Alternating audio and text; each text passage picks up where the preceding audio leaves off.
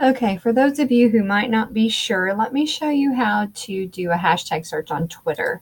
So you should have clicked on the link that I have there for Twitter, and it'll ask you to sign in if it doesn't recognize you, all of that kind of thing.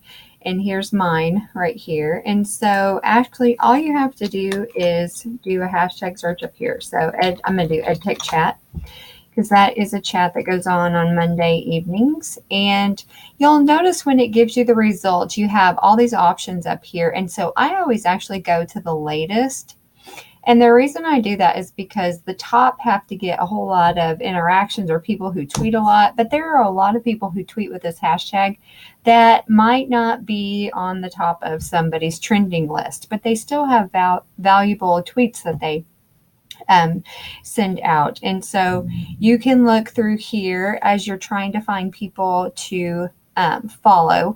And you'll notice that there are a lot of tweets that actually have multiple hashtags on them. And so you'll be able to see them.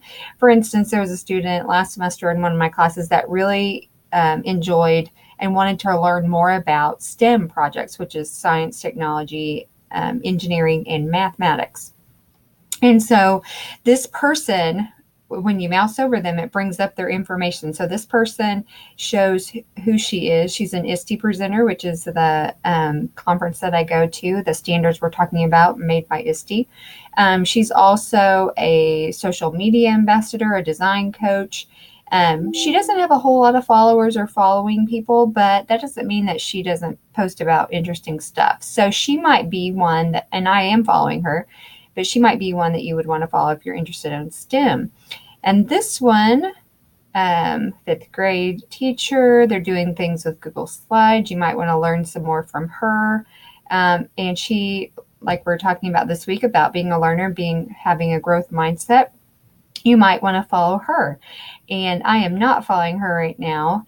And, it depends on what your goal is. And so you can do that. Here's Bethany Petty. I already told you about her blog. She has a really great blog. She's from Missouri, which I love, and she just came out with her Illuminate book. And so anyway, she's a great one to follow. But this is how I would find people to follow. You look at people who are interesting or who post about things. And then the other way that I do it sometimes is I will actually go, like Bethany, I know she's valuable. So I actually go to her Twitter profile and I look at who she follows or who her followers are. And so I'm going to look at her, who she's following. And so you can, when you click on that, it shows all of their profiles. And so you can click and follow directly from here, which really does make it interesting and makes it helpful and easy. So that is what I would suggest that you do as you look at all the different hashtags and try to find people to follow for your PLN project.